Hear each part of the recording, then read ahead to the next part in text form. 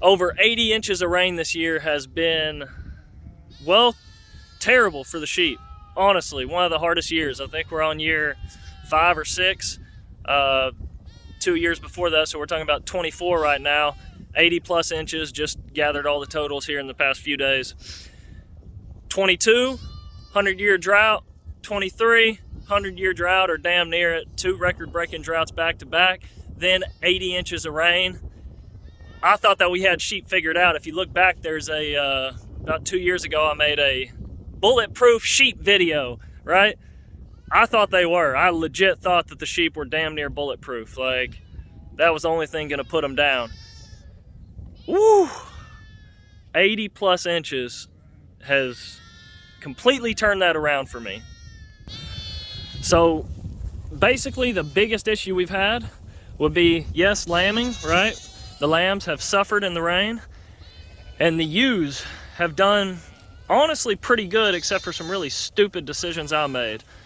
We've had some hoof issues. We basically had 0. I mean, you know, gosh, less than, I guess I could say less than 5%. I don't know the actual numbers, but not enough out there to notice. See that one right there is limping a hair? So basically what I did was, in the spring, I decided to, we had about, like, I don't know, 2 foot tall ryegrass, something, and it was still flooding out in May and June. Even into July, we went completely underwater. And here's a little pic of that. Throw up a little picture of us underwater, hundreds of acres, 4 to 5 feet underwater. We're on river bottom here in Deep East Texas, and man, it's been kind of crazy. So what I did was, on that ryegrass, we couldn't go down there with the cows. We would have pugged it up, destroyed the whole crop. And I thought, man, I'm gonna get these sheep out. They're light enough for the soil to hold them up, and we're out there in basically standing water.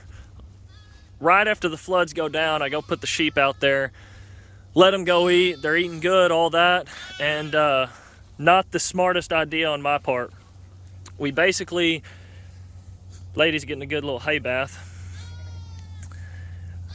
we basically pushed them way too hard. So that was one deal we did. The rest of the year, we had like 1 dry month, which I'm not complaining about the rain, but when over half your property goes completely underwater, we basically had less grass to graze due to it being underwater than we did in the past couple years of drought before that. Now, is that exactly right? Spot on? No, but pretty close. So it pushed everything a little bit hard. You know, the sheep like to have their feet dry out. There was no drying out, even on hills. We're up on a hill right now. Basically way back, you know, past that tree line, we start going into the bottom. We don't have that many hills here. You know, I've called them swamp sheep before, because they're literally grazing in the wet. And pushing them too hard was really stupid on my part. So anyways, here's a video telling you I was wrong, and that everything is not perfect with sheep.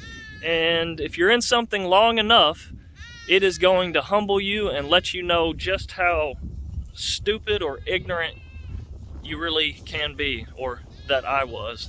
So we're learning. A couple things we're going to try on them is sheep bolus. It's basically, you know, they do copper bolus for goats. Basically helps them with the parasite load.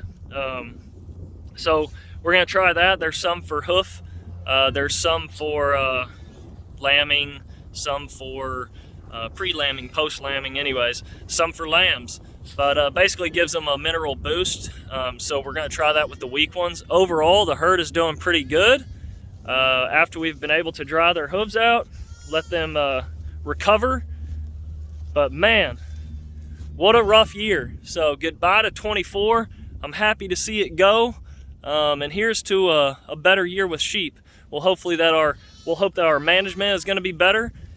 But if you think something is completely bulletproof, like I did, I thought it was 90% bulletproof anyways, close enough. Man, what a humbling experience. So anyways, just wanted to make a update video and let y'all know how things are going. We will make a video on the Mashona calves. We posted about a little over a year ago about the Mashona bull breeding. We've got 2 red Mashona bulls now. Ferrari's calves will start throwing in the spring. But we've got them, and we'll make an update video on that soon. Let y'all see those calves. They're all about 90 days old, looking good. 50-50 Mashona Red Angus and 50-50 of those old school Herefords that we got, crossed with the Mashona. So look at that in the next videos, and we'll see you soon.